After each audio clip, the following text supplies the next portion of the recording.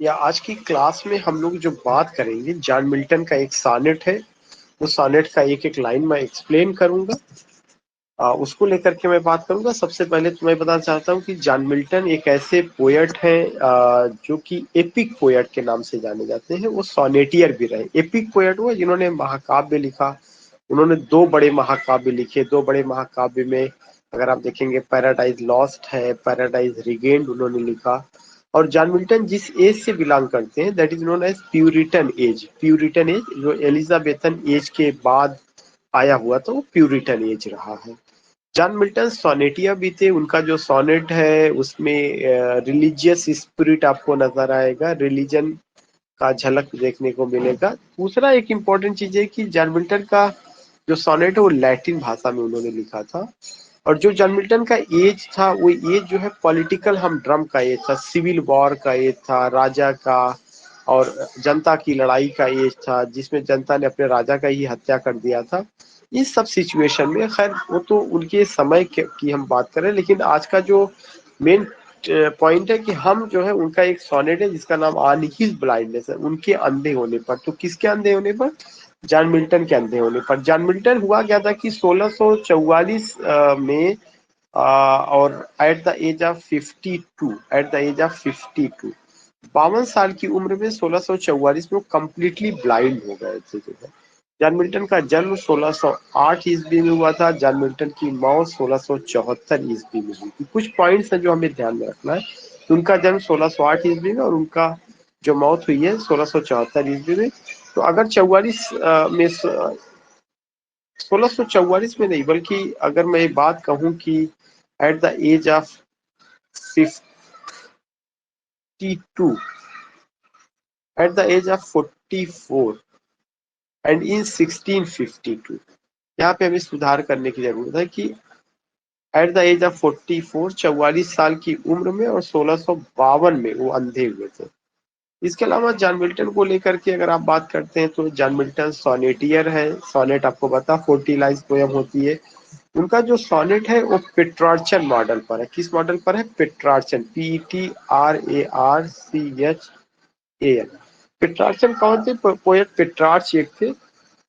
उन्होंने जो सोनेट का फादर उनको कहा जाता है, उन्होंने अपने सोनेट को जो है ऑक्टेव और सेस्टेट में बांटा। ऑक्टेव 8 लाइन्स स्टैंजा होता है, सेस्टेट 6 लाइन्स स्टैंजा होता है। तो अगर आप देखेंगे कि जॉन मिल्टन का जो एक कॉन्सेप्ट है, उस कॉन्सेप्ट में उन्होंने बहुत अच्छे ढंग से बात रखी हुई है कि वो जिस पैटर्न को फॉलो करते हैं, that is the Petrarchan model of sonnet. और इनके सोनेट को हम मिल्टॉनिक सोनेट उनके नाम पर कहा जा सकता है। तो हमारे यहाँ सिलेबस में एक सोनेट है और उस सोनेट का नाम है ऑन हिज ब्लाइंडनेस। एक किसी और के ब्लाइंडनेस पर नहीं है, बल्कि जॉन मिल्टन के ही ब्लाइंडनेस पर है कि जब वो अंधे हो जाते हैं तो कैसा महसूस करते हैं, उसको मैं एक्सप्लेन करूंगा। लेकिन इसके अलावा मैं आपको बता दूं कि जॉन मिल्टन ने दो महाकाव्य लिखा। उसका नाम है पैराडाइज लास्ट, ये उनका महाकाव्य है। ये पैराडाइज लास्ट 1667 में आया है। एक दूसरी उनकी महाकाव्य है पैराडाइज रिगेन्ड, REGAINED, 1671 में आई है। ये दो महाकाव्य, पैराडाइज लास्ट और पैराडाइज रिगेन्ड। इसके अलावा जो है अगर आप देखेंगे पैराडाइज लास्ट और पैराडाइज रिगेन्ड के अलावा उन्होंने लिखा है Samson agonist. Samson agonist, SAMSON, Samson agonist, AGONISTE। Samson agonist एक उनका प्ले है, ये भी 1671 में आया है। इसके अलावा उन्होंने जो है सैमसन एगोनिस्ट के अलावा अगर आप देखेंगे उनका कुछ और पोयम्स है जो मैं यहाँ मेंशन करना चाहूंगा। हो सकता है कि ऑब्जेक्टिव फॉर्म में पूछा जाए। एक उनकी पोयम है एल एलिग्रो। दूसरी पोयम है आई एल पेंसिरोजो। और कामस नाम का उनका एक मास्क है, कामस नाम का एक मास्क है उनका। और एक उनका एलजी है, उस एलजी का नाम है लिसीडास। एक एलजी है, उसका नाम है लिसीडास, नॉट लिसी, या लिसीडास, LYCIDAS, उनका लिसीडास है। जो प्रेजेंट पोयम है, जो टेक्स्ट अभी हम डिस्कस करेंगे, या उनका सॉनेट है, जिसमें वो कहते हैं कि कुछ बात उन्होंने कही। जैसे वो कहते हैं पहली लाइन में, व्हेन आई कंसीडर, कंसीडर माने विचार करना। विचार करने से क्या मतलब कि जब मैं सोचता हूँ, कौन सोचता है? पोएट सोचता है।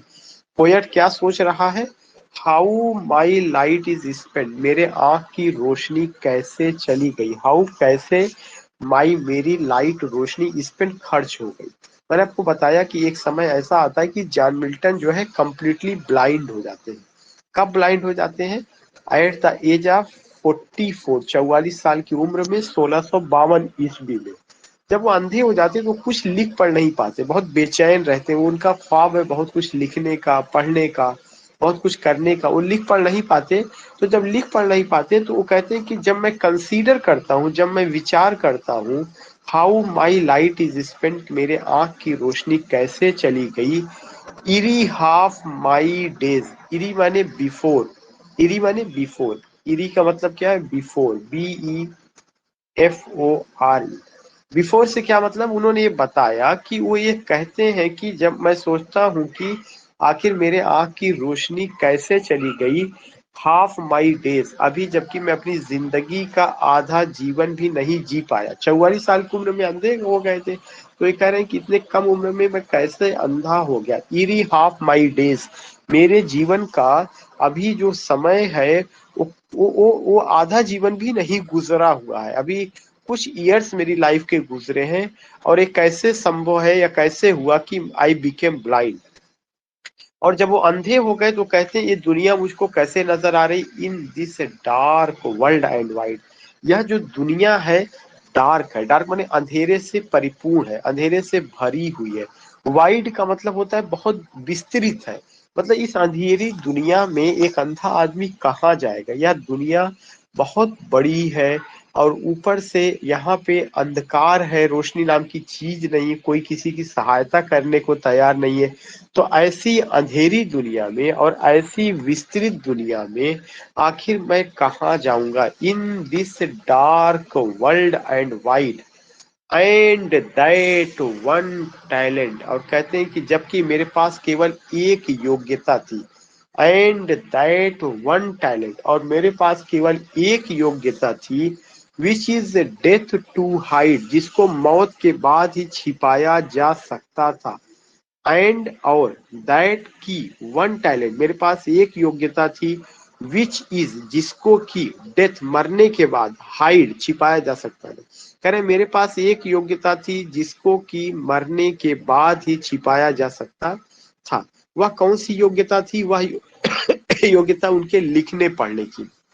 कह रहे कि मेरे अंदर लिखने की सलाहियत थी, और मैं हमेशा अपनी कविता में ईश्वर का गुणगान करता था। मेरी चाहत थी कि मैं बहुत ज्यादा लिखूं, और जो गॉड है उसको अप्रिसिएट करूं, उसको मैं ग्लोरीफाई करूं, उसकी मैं उसका मैं गीत गाऊं, उसका मैं यश, उसके यश के मैं गीत गाऊं, उसकी मैं तारीफ करूं। लेकिन जब मैं अंधा हो चुका हूं तो क्या एक आदमी अब कविता लिख सकता है? क्या यह संभव है? वो अपनी कलम चला सकता है? यही उन्होंने लिखा है कि एंड दैट, और की वन टैलेंट, मेरे पास एक योग्यता थी, विच इज डेथ, जो कि मौत के बाद, टू हाइड, छिपाया जा सकता था। और वह योग्यता क्या है? लॉज्ड विद मी यूजलेस, वह योग्यता आज मेरे पास बेकार पड़ी हुई है। लॉज का मतलब पड़ी हुई है, विद मी मेरे पास, यूजलेस का मतलब बेकार। और वह जो टैलेंट है, यह टैलेंट मेरे पास बेकार पड़ी हुई है। दो माई सोल मोर बेंट, करे, और मेरी आत्मा भी अब झुक चुकी है। आत्मा झुकने का मतलब कि मेरे आत्मा में आज भी, मैं अंदर से, मेरे अंदर चाहत है कि मैं बहुत कुछ करूं। मेरे अंदर से एक स्पिरिट है। सोल यहाँ किसके लिए है? स्पिरिट के लिए, चेतना के लिए, या आप कह सकते हैं इच्छा। मेरे अंदर एक इच्छा शक्ति है कि मैं बहुत कुछ करना चाहता हूँ। I want to do something, something extraordinary. I want to write poems. I want to appreciate. I want to glorify the beauty of God, the creativity of God by writing some beautiful poems.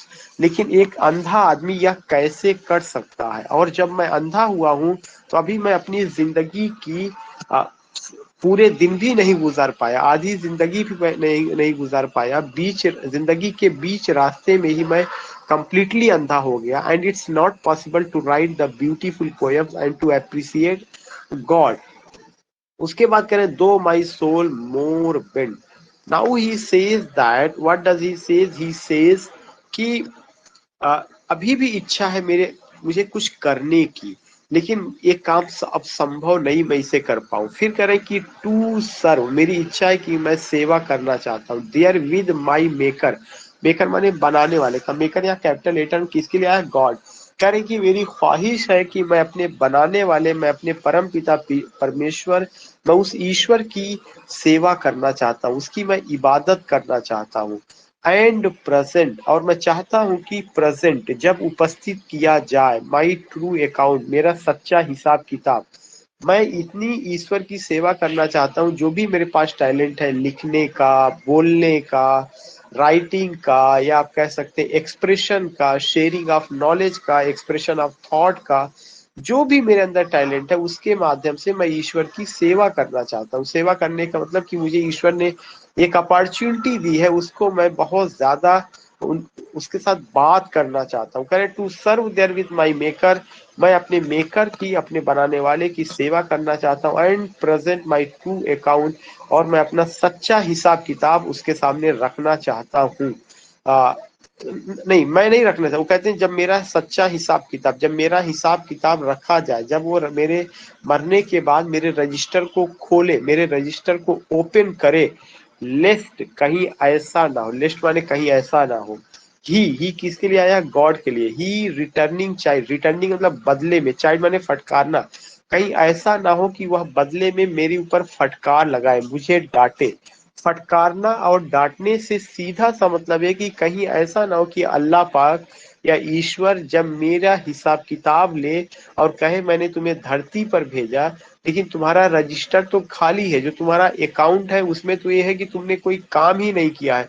तो मुझे इसका डर लगता है कि मैं यहाँ से कहीं खाली हाथ न चला जाऊं, और मैं खाली हाथ जाऊं जब मेरा हिसाब किताब वो लेने बैठे, तो मुझे वो डांटे और कहे कि आपने तो दुनिया में कुछ काम ही नहीं किया, मैंने जो जिंदगी आपको अता की थी उस जिंदगी में तो आपने कोई ऐसा काम नहीं किया है जिससे लगे कि आप मरने के बाद आपको स्वर्ग मिले, या मरने के बाद जो आपका अकाउंट है उस अकाउंट में कोई क्रेडिबिलिटी, कोई भी उसमें क्रेडिबिलिटी है, या कोई नेक काम आप करके आए हैं। तो उसको डर लग रहा है, किसको, जॉन मिल्टन को।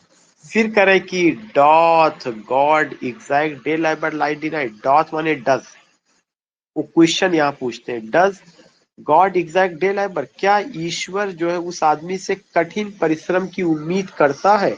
एग्जैक्ट एक्यूरेट मतलब पाई पाई का, जिसको हम कहते हैं ना कि ईश्वर पाई पाई का हिसाब लेता है। क्या ईश्वर उस आदमी से पाई पाई का हिसाब लेगा, उसके कामों का हिसाब लेगा, डे लेबर।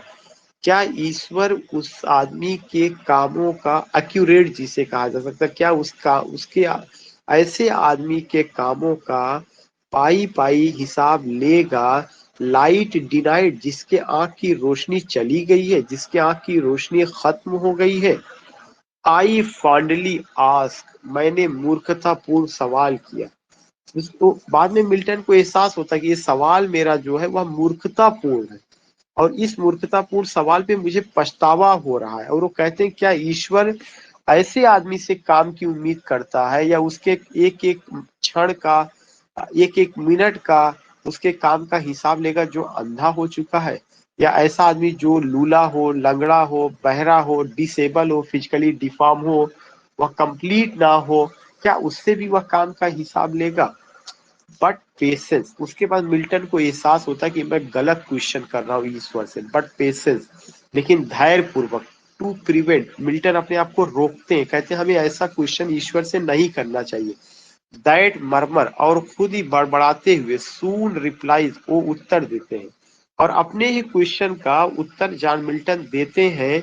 सून रिप्लाईज, मिल्टन को किस चीज का एहसास हुआ, अपनी गलती का एहसास हुआ कि हम ईश्वर से कैसे क्वेश्चन पूछ सकते हैं कि क्या आपको एक अंधे आदमी से भी काम की उम्मीद है। ईश्वर को किसी के ना तो काम की जरूरत है, ना तो ईश्वर को किसी के गिफ्ट की जरूरत है। ईश्वर ये चाहता है कि आप जिस लायक है जो भी कर सके आप करें, नेक काम, अच्छे काम, जिससे दुनिया का भला हो, समाज का भला हो, परिवार का भला हो। तो ये पोयम पूरा एक ऐसी पोयम है जिसमें रियली में ईश्वर क्या चाहता है, गॉड क्या चाहता है उसको। फिर उसके बाद करें दैट मरमर और शीघ्र सून रिप्लाइज, उन्होंने उत्तर दिया गॉड डाथ नॉट नीड, ईश्वर को जरूरत नहीं है ईदर मैंस वर्क, आदमी के कामों की, आर हिज ओन गिफ्ट्स, अथवा उसके उपहारों की। उसके बाद होता क्या है, God doth not need, soon reply शीघ्र ही उत्तर दिया। और क्या उत्तर दिया, गॉड डाथ नॉट नीड, ईश्वर को जरूरत नहीं है, किसकी जरूरत नहीं है, ईदर मैंस वर्क, ना ही आदमी के कामों की जरूरत है, आर हिज ओन गिफ्ट्स, अथवा उसके उपहारों की जरूरत है, हु बेस्ट बियर, बल्कि वही जो है ईश्वर की नजर में सबसे अच्छा सहन करने वाला है, हिज माइल्ड योग, ईश्वर की नजर में वही सबसे अच्छा, हु माने वही, बेस्ट माने अच्छा है, बियर माने सहन करता है, हिज का मतलब ईश्वर का, माइल्ड यॉक, माइल्ड यॉक का मतलब सज्जनता से, यॉक का मतलब यहाँ पे आप कह सकते हैं कि उसके द्वारा दिए गए भार को, उसके द्वारा दिए गए काम को, ईश्वर के द्वारा दिया गया कोई भी काम जो बहुत सज्जनता पूर्वक करता है, बल्कि उसको भार नहीं समझता है और ईमानदारी से करता है, अपने फराइज को अंजाम देता है, अपनी ड्यूटीज को अंजाम देता है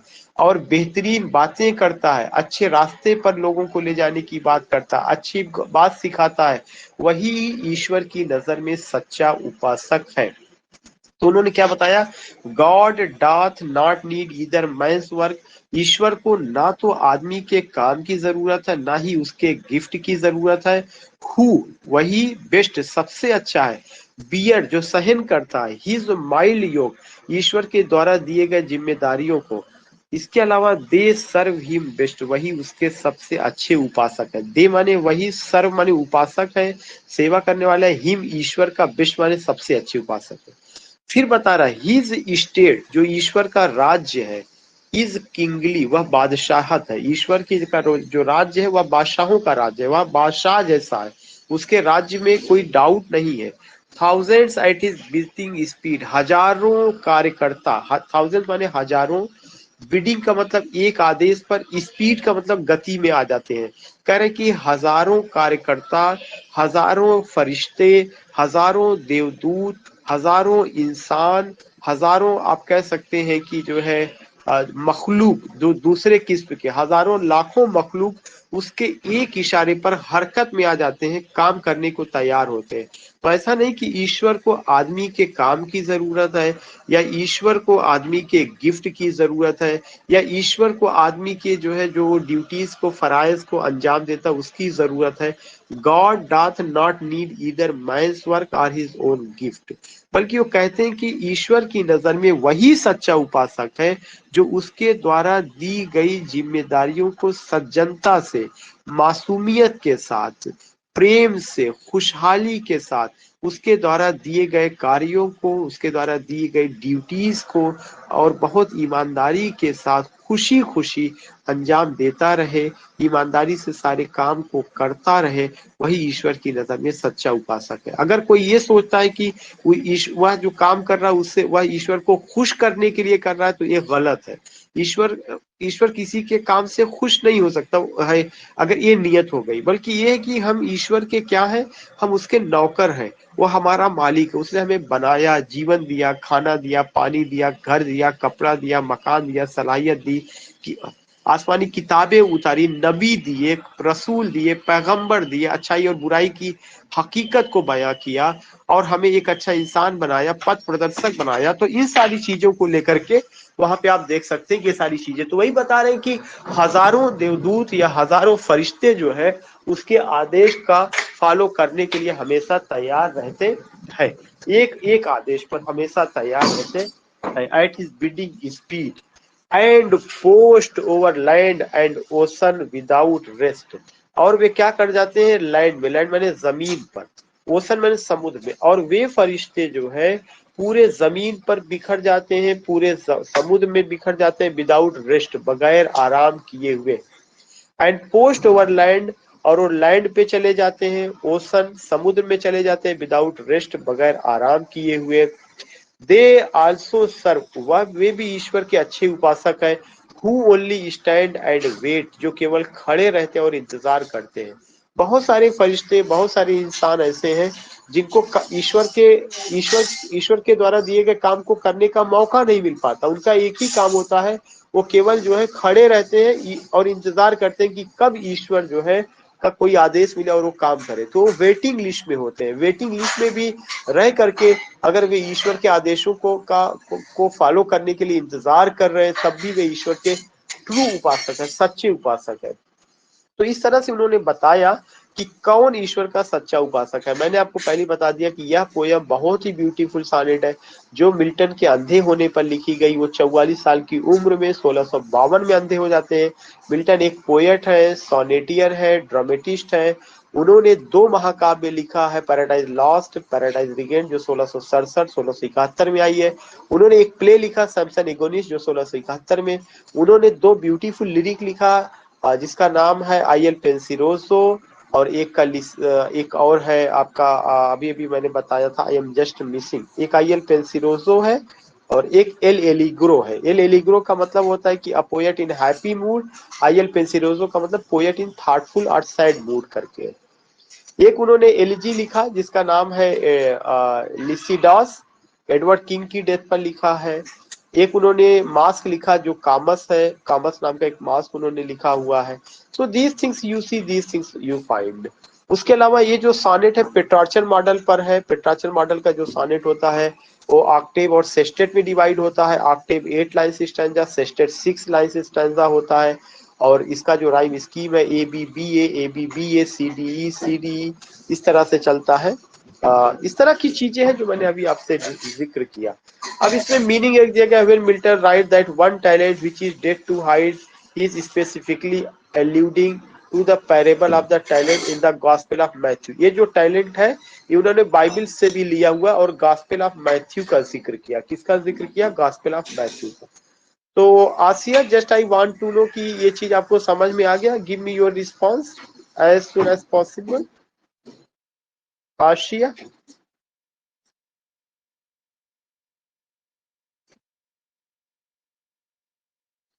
ठीक है, कोई प्रॉब्लम तो नहीं है?